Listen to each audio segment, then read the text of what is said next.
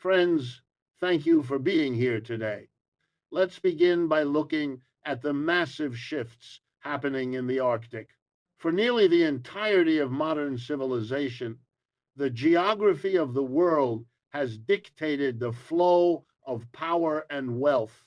The oceans serve as the primary arteries of the global economy, with nearly 80% of the world's trade moving across the water.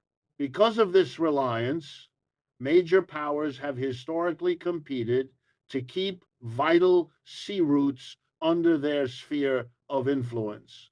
From the Strait of Malacca to the English Channel, control over the narrow corridors of the sea equates to control over the global economy itself. But what if I told you that the most important trade route of the future is one that technically does not exist yet? And what happens when the ice melts, leaving a geopolitical vacuum that the world's superpowers are rushing to fill?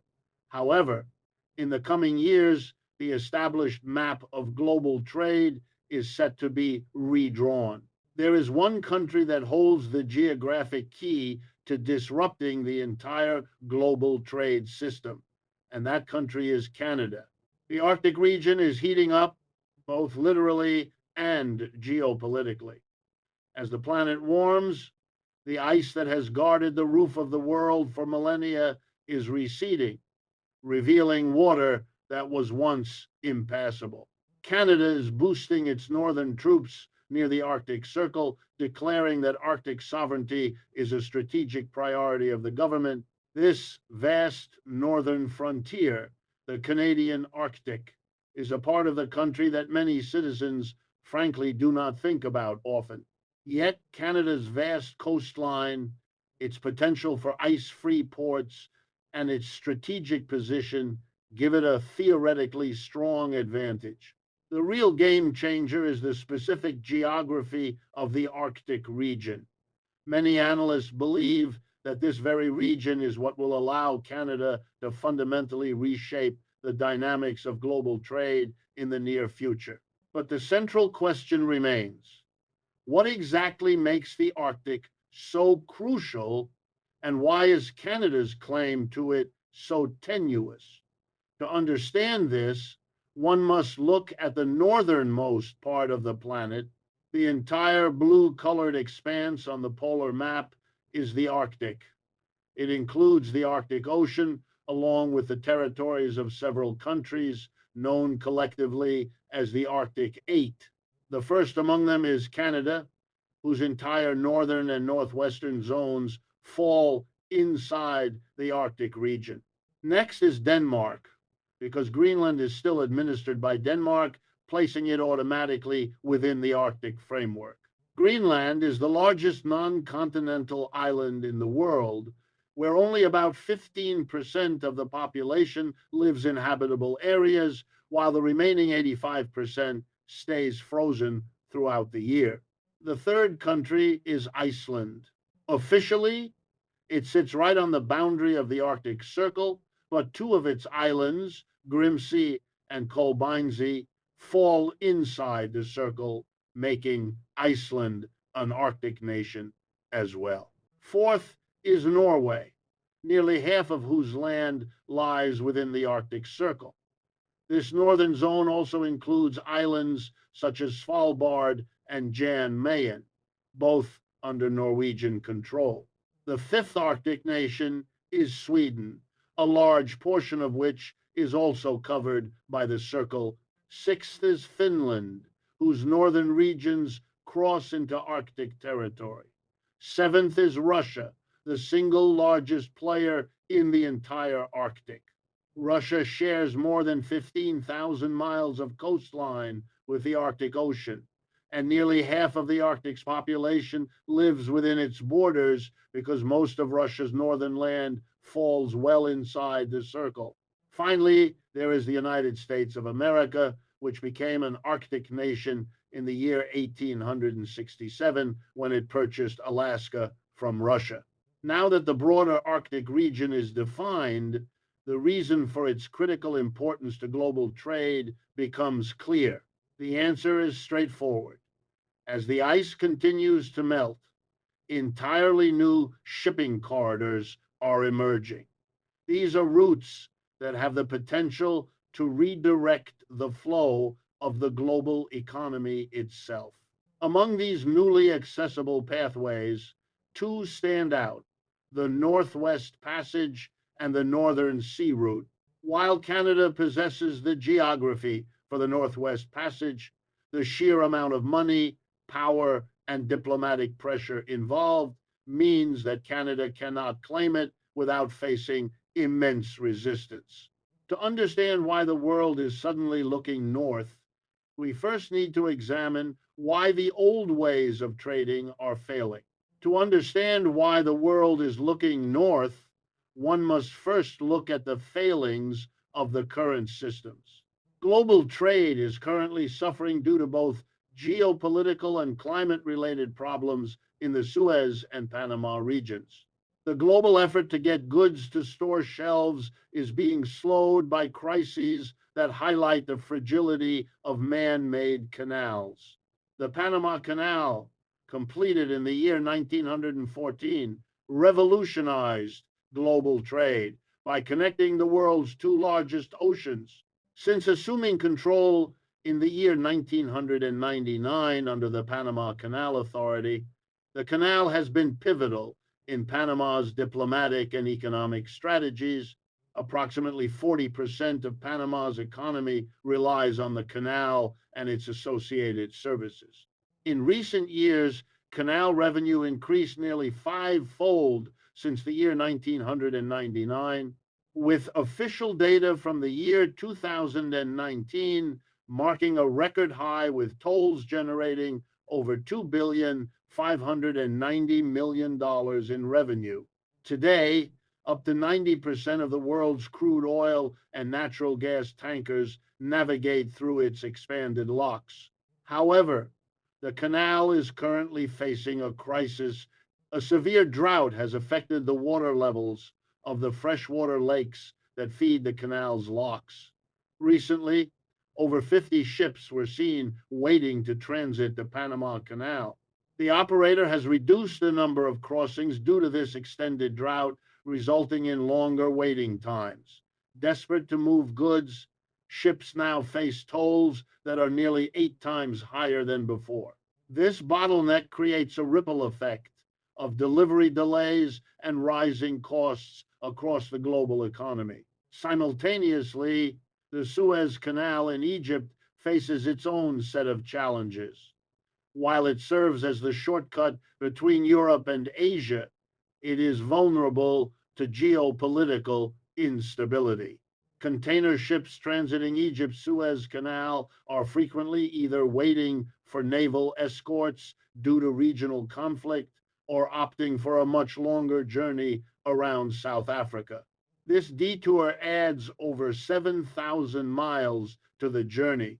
The amount of cargo passing through the Panama and Suez Canals has dropped by more than 33%.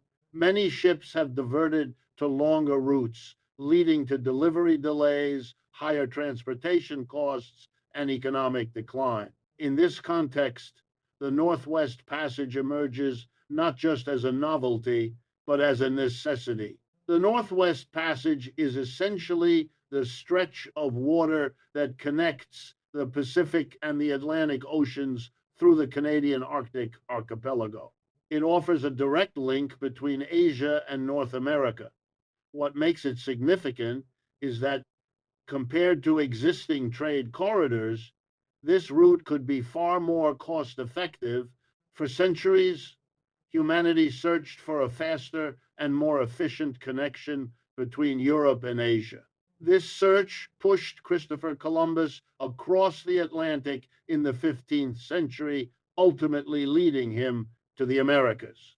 He had attempted to reach the north, but the ice at that time was simply too dense for him to make any meaningful progress. For much of the 20th century, the Northwest Passage was considered nothing more than a legend, a story with no practical reality. But in the year 1906, Norwegian explorer Roald Amundsen changed that perception entirely.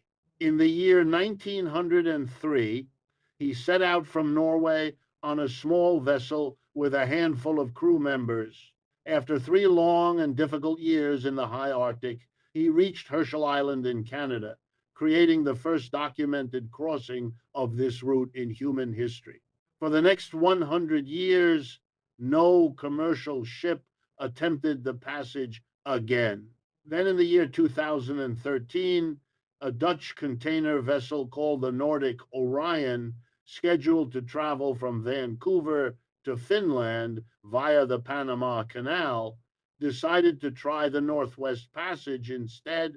It became the first commercial ship in a century to successfully traverse this corridor. The journey was not only 4 days shorter, but also saved roughly $80,000 in fuel costs. This single successful voyage drew global attention back to the route. The math is compelling. If a ship travels from Shanghai to New York, it would take about 10,500 nautical miles through the Panama Canal, which is currently the best option. However, that same journey through the Northwest Passage could be about 8,600 miles, potentially saving 7 days of travel time. It is the same with shipping from Japan to the United States. From Yokohama ports to New York City, the journey is 25 days and about 9,720 nautical miles through the Panama Canal. Whereas with the Northwest Passage, it would be 21 days and about 7,480 nautical miles. Basically, this passageway connects East Asia and the East Coast of America far better than the Panama Canal, saving thousands of nautical miles in distance, time, fuel, and carbon dioxide emissions. Furthermore, the Arctic route allows for an increase in the amount of cargo per transit by 25%. This is due to the Arctic routes not being constrained by the same size and depth limits that restrict the Panama Canal. Some experts say that due to how fast the ice is melting up north, the question is not if Panama is going to lose money, but rather how much they are going. Traffic losses could be around 40% for the Panama Canal. Despite these clear economic incentives, the political reality of the Northwest Passage is far more complicated than just drawing a line on a map. Despite the clear economic incentives, the political reality of the Northwest Passage is murky. The sheer amount of money, power, and opportunity hidden within this route means that Canada cannot claim it without resistance. The most serious opposition may be coming from an unexpected place, the United States. This is especially surprising because the relationship between the United States and Canada has historically been friendly and cooperative, sharing the longest undefended border in the world. Yet on this issue, the two countries find themselves in a firm disagreement. Canada argues that the entire Northwest Passage falls within its internal waters. Their argument is based on geography and history. The route threads directly through the Canadian Arctic archipelago, passing between Canadian islands and along the Canadian coastline.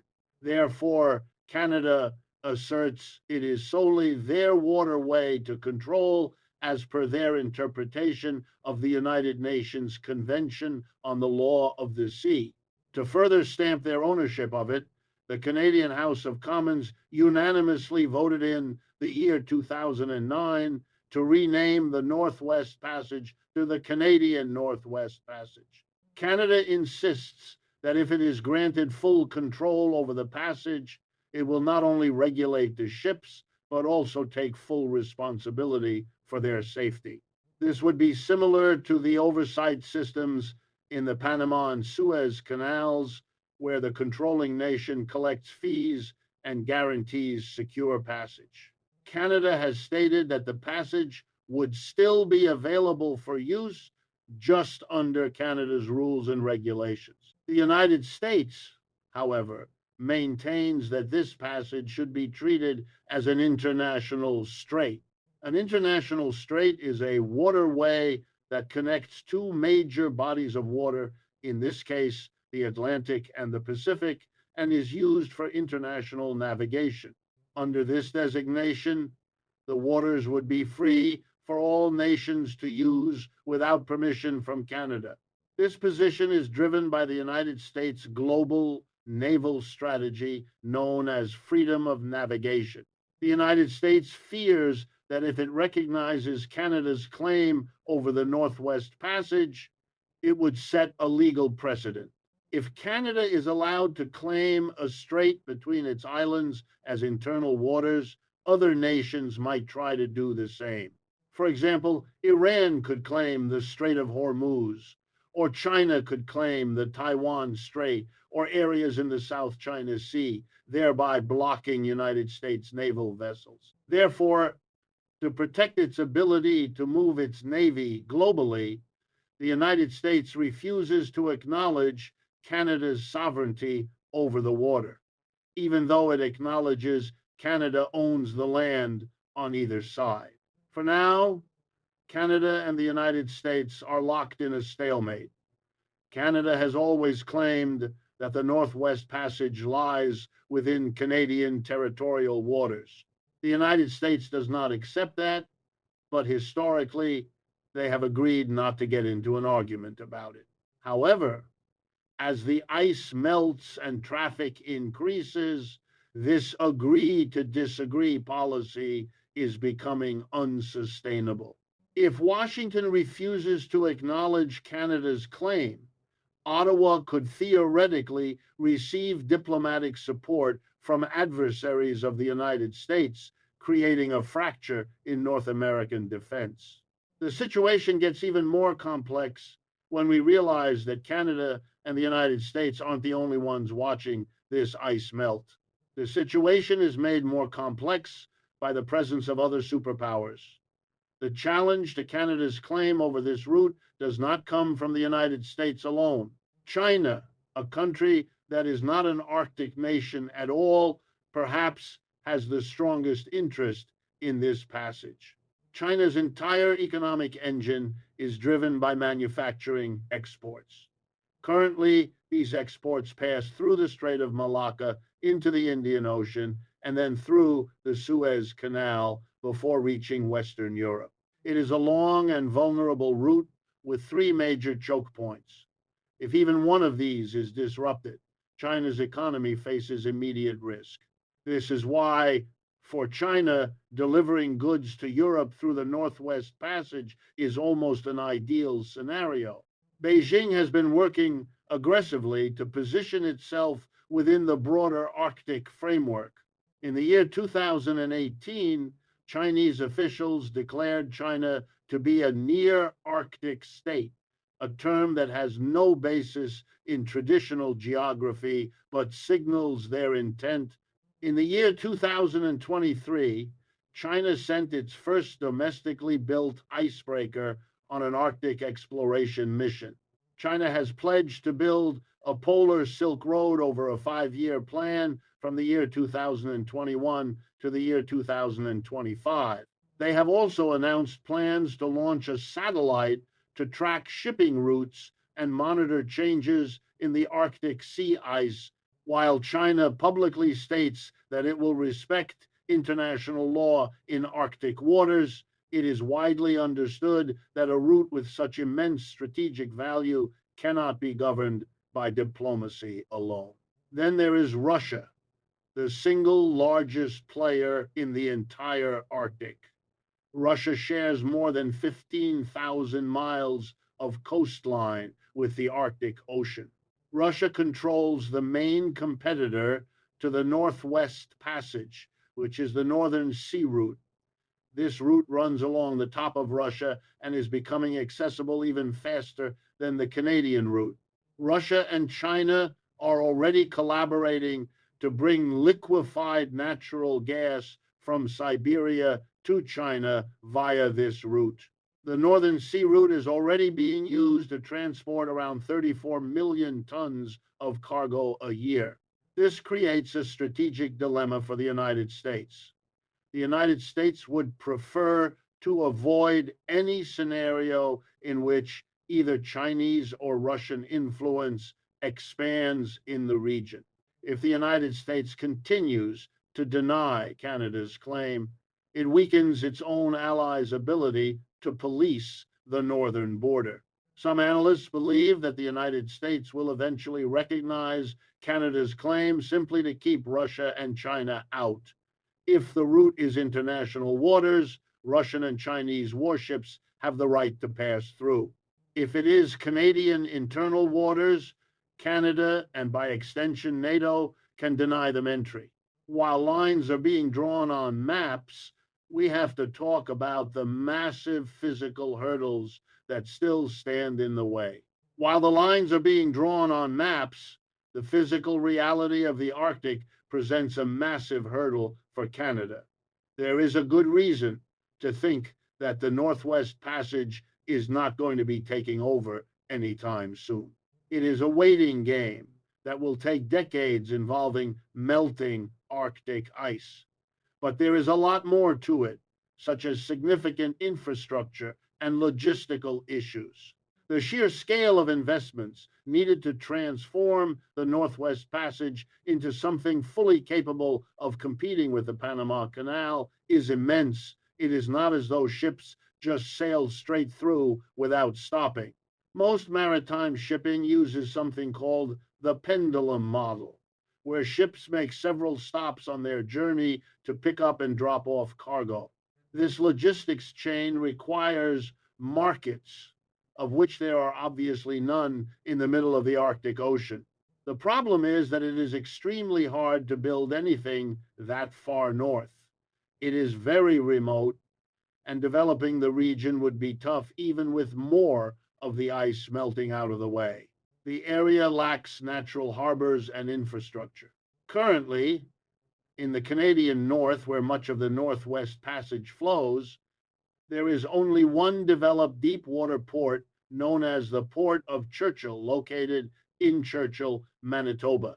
It not only lacks rail connections to the rest of Canada, but melting permafrost puts both existing structures and future developments on dangerous ground. This limits the ability of ships to refuel, restock, or undergo repairs. There is also the issue of safety and rescue. If this route is opened to unrestricted international use and a vessel becomes trapped in ice or faces an accident, there may be no nearby country capable of providing immediate assistance. The Arctic has little infrastructure to assist ships in case of emergency, say if a sailor gets sick or any other unforeseen circumstance. This highlights a significant weakness in Canada's claim: the lack of physical presence. To control a territory, one must be able to patrol it. The United States Coast Guard has only two functioning icebreakers: the Healy and the very old Polar Star, which is currently in Antarctica. Canada also has an aging fleet. In contrast, Russia has a massive fleet of nuclear-powered icebreakers. This disparity means Russia may be better prepared to lead the Arctic in economic growth, while Canada struggles to even monitor who is entering its waters. Furthermore, navigation is extremely difficult. It can be extremely brutally cold in the Arctic, and then one can have a beautiful sunny day. The weather is unpredictable, with fog and storms appearing rapidly. The ice is also deceptive. Even in ice-free summers, there are ice floes and icebergs. Captain Kenneth Boda of the United States Coast Guard noted that the Northwest Passage consists of a number of passages, not just one lane. There are roughly 10 different passages, and the timing is very difficult. One only has a narrow window where there is not a lot of ice to get through, but ships are guaranteed to encounter some ice. Because of this, regular ships cannot simply sail through They need reinforced hulls known as ice-class vessels. Constructing and crewing ships capable of withstanding Arctic temperatures is a costly and lengthy endeavor. Additionally, insurance costs for Arctic voyages are astronomical due to the high risk. Private shipping companies like Maersk traversed the northern sea route in the year 2018 to explore the possibility. However, they decided it was not worth it. MSC decided the same thing. No matter what the economic cost may be day to day, the risks and the lack of predictability currently outweigh the rewards. But beyond the geopolitics and economics, there is a profound human and environmental cost to opening the Arctic that we rarely discuss. Beyond the geopolitics and economics, there is a profound human and environmental cost to opening the Arctic. The region is not an empty wasteland. It is home to indigenous populations who have lived there for thousands of years. Another group that protests Canada's ownership of the passage actually comes from within the country itself. That is the Inuit Circumpolar Council, who claim that the ice and water in the Northwest Passage belongs to the Inuits, who are indigenous people of northern Canada and parts of Greenland and Alaska. This is because the Northwest Passage is part of the Inuit Nunangat, their Arctic homeland. For thousands of years, the ice has been important to their society because it allows more movement as well as provides necessary resources to ensure their survival. Dali Sambo Doro, the international chair of the Inuit Circumpolar Council, emphasized that they occupy traditional homelands covering approximately 50% of the Arctic. Sea ice is crucial. It is integral to their way of life. The native communities, the Alaskan natives, and the Canadian First Peoples use the resources. They fish and hunt in the water and on the ice. The idea that by the year 2035, the region can be traveled across in a smooth fashion because there is no ice is very scary to them. There is a fear that the profits and benefits of this new trade route will simply go southward, while the people who actually live in the Arctic will bear the brunt of the consequences. Increased vessel traffic brings the potential for pollution and industrial fishing. The noise from ships can disturb marine wildlife, including whales and seals, which are essential for Inuit food security. From an environmental standpoint, the risks are catastrophic. If oil gets in the Arctic, cleaning it up is going to be a huge challenge. Trying to separate the oil from the ice is probably near impossible without hands-on techniques. Techniques that can be used in open water, like skimming the oil off the surface, are not going to work that well in the Arctic with ice chunks floating around. There is also a climate paradox. Supporters argue that the Arctic route helps emit less carbon by making travel times shorter. However, ships navigating the Arctic emit black carbon or soot. When this black soot falls on the white snow and ice, it darkens the surface, causing it to absorb more sunlight and melt even faster. This creates a feedback loop where shipping accelerates the very melting that allows the shipping to happen. The International Maritime Organization is actively addressing this issue through the Polar Code, which mandates varying levels of readiness for Arctic operations.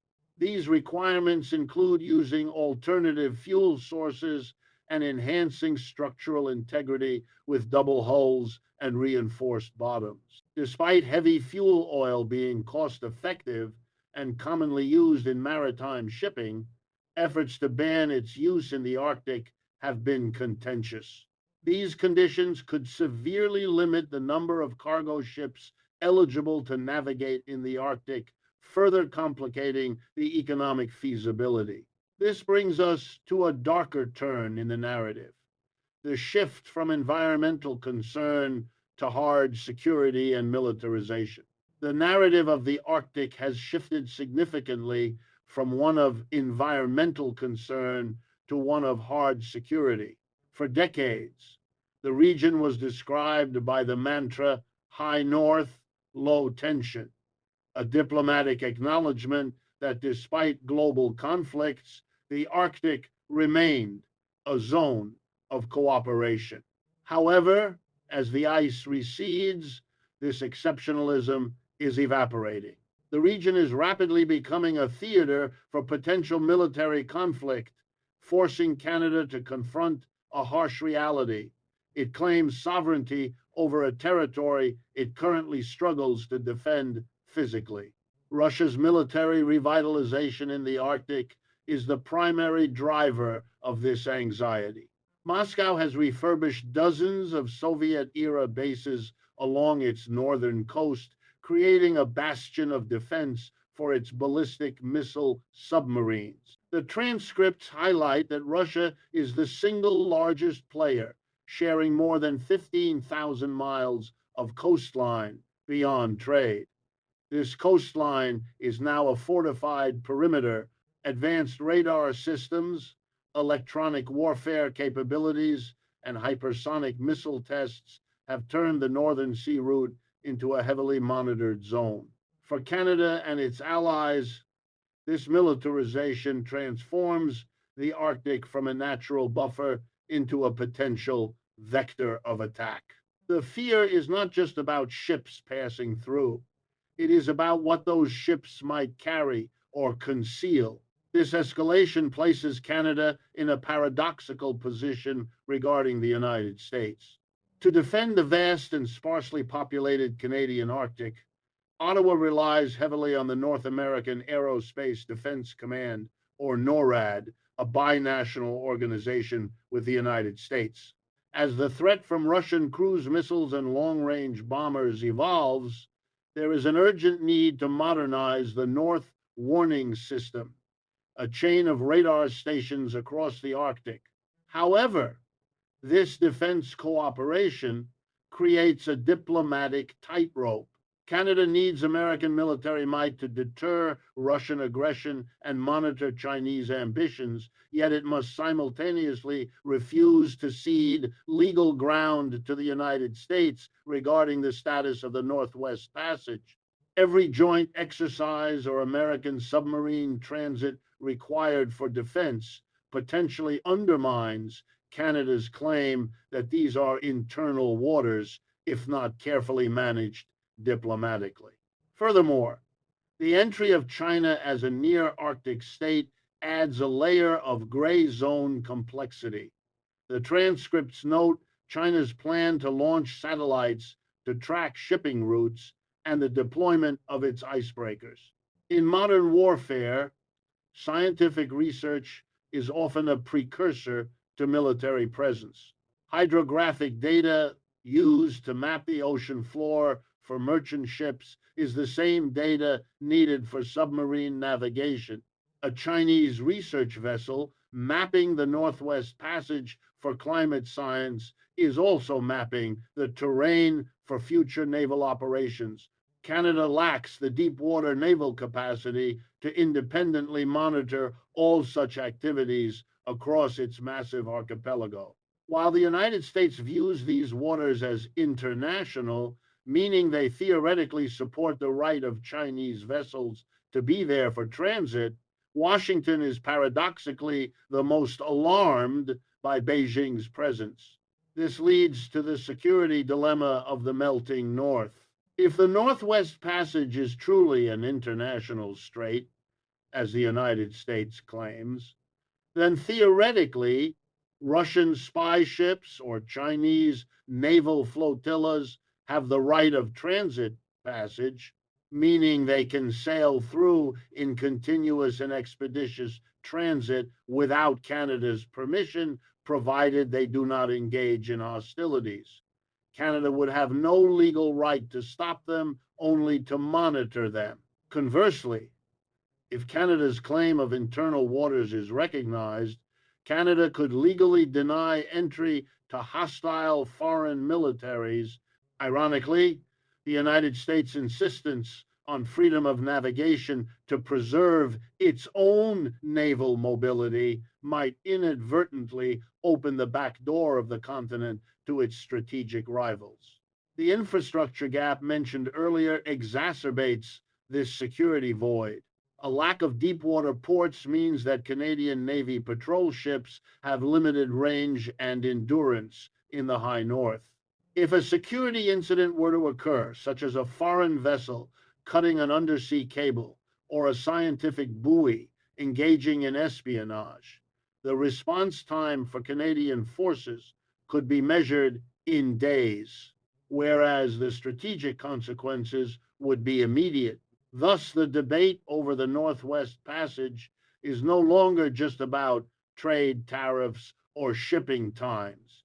It is about the ability of North America to control its northern approaches in an era of renewed great power competition. So ultimately, what does the future hold for this fragile sovereignty? The dream of a northern trade route is centuries old, but the reality is crashing down faster than the ice is melting. NASA states that Arctic sea ice is currently disappearing at a rate of 13% per decade. Scientists suggest that the summer ice in the Northwest Passage could vanish by the year 2030. Some predict that by the year 2035, we might be seeing sea-free ice summers throughout the northern sea route. Given the rate at which the Arctic is melting, analysts believe that by the year 2040 or the year 2050, regular container ships will be able to pass through this region without specialized support. When that happens, the structure of global trade will fundamentally change. But for Canada, this opportunity is fraught with peril.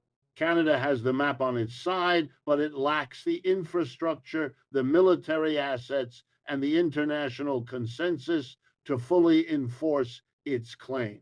The United States, its closest ally, refuses to recognize its sovereignty over the water to protect its own global naval interests. China and Russia are rapidly building the capability to exploit the region regardless of what Ottawa says. The Northwest Passage has the potential to become a major economic windfall for Canada. In the year 2022 alone, Canadian shipping ports created approximately 30,000 jobs and generated around $150 billion in revenue. Imagine the scale of Canada's global importance once the Northwest Passage becomes fully operational. However, unless Canada can resolve the diplomatic stalemate with the United States and invest billions in ports, icebreakers, and safety infrastructure, it risks becoming a spectator in its own backyard. The ice is melting, opening a door that has been locked for human history. The question is no longer if ships will come, but whose rules they will follow when they arrive. If Canada cannot claim its own territory effectively, the world's superpowers are ready and waiting to claim it for the international commons, leaving Canada with the risks of an open Arctic, but none of the control.